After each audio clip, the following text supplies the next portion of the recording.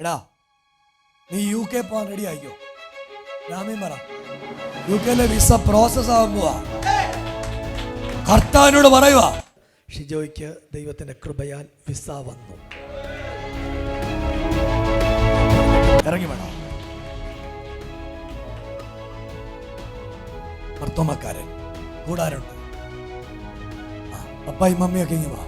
നിനക്ക് വേണ്ട ദൈവം വഴി തുറക്കാൻ പോകും. നിനക്ക് വിശ്വാസമുണ്ടോ? തടസ്സ അല്ലയോ? എടാ നീ UK പോകാൻ റെഡി ആയിക്കോ. രാമീൻ പറ, UK വിസ പ്രോസസ് ആകുമ്പോ കർത്താവിനോട് പറയുക. UK വഴി നരകത്തിൽ പോലെ സ്വർഗത്തിൽ പോകണം. UK വഴി സ്വർഗത്തിൽ പോകണം കേട്ടോ. നീ UK പോ.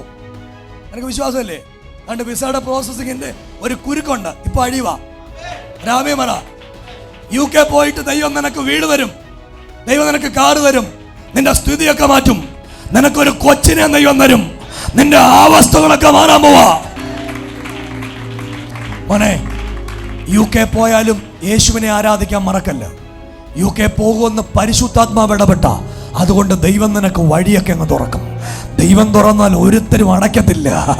ദൈവം തുറന്നാൽ ഒരുത്തരും അടയ്ക്കത്തില്ല. ദൈവം തുറന്നാൽ ഒരുത്തരും അടയ്ക്കത്തില്ല.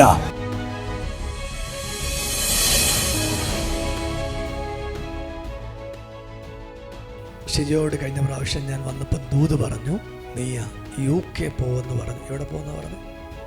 UK പോകുന്ന ദൂത് പറഞ്ഞു. അങ്ങോട്ട് കയറി നിൽക്കി ഷിജോ. ഷിജോ മർത്തോമക്കാരനാണ്. ഷിജോ ഇവിടെ ആദ്യമായിട്ടാണ് കഴിഞ്ഞ ഒന്നാം ശനിയാഴ്ച മീറ്റിങ്ങിന് വന്നത്. ഏറ്റവും പുറകിൽ ആ സൈഡിൽ നിന്ന് ഷിജോ എഴുന്നേൽപ്പിച്ചു. ഷിജോയുടെ പപ്പ എഴുന്നേൽപ്പിച്ചു. ഷിജോയുടെ പെങ്ങളെ എഴുന്നേൽപ്പിച്ചു. അമ്മ എഴുന്നേൽപ്പിച്ചു. അവരെല്ലാം ഇന്ന് വന്നിട്ടുണ്ട്. ഷിജോയ്ക്ക് ദൈവത്തിൻ്റെ കൃപയാൽ വിസ വന്നു. ഞാൻ പറഞ്ഞിട്ട് പോയിട്ട് 30 ദിവസമായിട്ടേ ഉള്ളൂ. ഈ 30 ദിവസത്തിനകത്ത് ദൈവം ചെയ്ത അത്ഭുതങ്ങളാണ് മോനെ. എന്നത്തേക്കാ വിസ വന്നേ? 23rd വിസ വന്നു. എന്നത്തേക്ക് പോകും? മാർച്ച് 28 പോകും. ദൈവം അത്ഭുതം ചെയ്താ ആണ്. അതെ. എനിക്ക് ബ്രദറിനെ അറിയൊന്നുമില്ലായിരുന്നു. ഞാൻ സോഷ്യൽ മീഡിയയിലൂടെയൊക്കെ ബ്രദറിനെ കണ്ടിട്ടുണ്ട്. ഞാൻ സൗദിയിൽ ജോലി ചെയ്തിട്ടുണ്ട്. അപ്പോൾ സൗദിയിൽ ജോലി ചെയ്യുമ്പം പള്ളികൾ ഇതൊന്നും ഇല്ലല്ലോ. അപ്പം ഒരു മാർഗം എന്ന് പറയുന്നത് ഈ സോഷ്യൽ മീഡിയ ആണ്. സോഷ്യൽ മീഡിയയിലൂടെയൊക്കെ ബ്രദറിൻ്റെ വചനം ഇതൊക്കെ കേട്ടിട്ടുണ്ട്.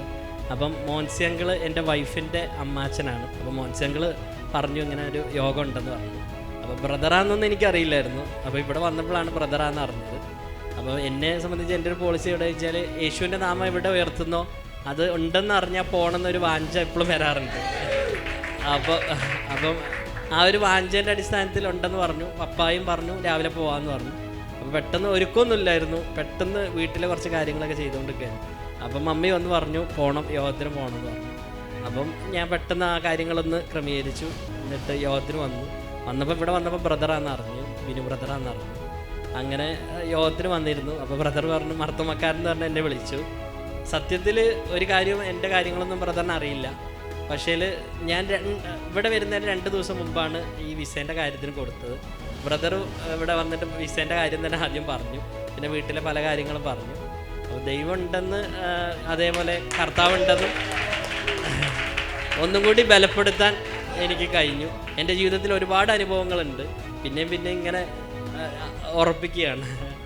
അപ്പം ഇടപെട്ടു. അതെ, അത് ഈ വിസേൻ്റെ കാര്യം ഒന്നും ബ്രദറിന് അറിയത്തില്ല. ബ്രദർ കൃത്യമായിട്ട് വിളിച്ചിട്ട് അതാണ് പറഞ്ഞത്, അത് പ്രോസസ്സിങ് അല്ലേന്ന് ചോദിച്ചു. അത് തന്നെ ഒരു വലിയൊരു അത്ഭുതമായിട്ട് എനിക്ക് തോന്നി. അതെ, സന്തോഷമായിരിക്കുന്നു. എല്ലാവരും പ്രാർത്ഥന ഓർക്കുക. എല്ലാവരും ക്ലാപ്പ് കൊടുത്താൽ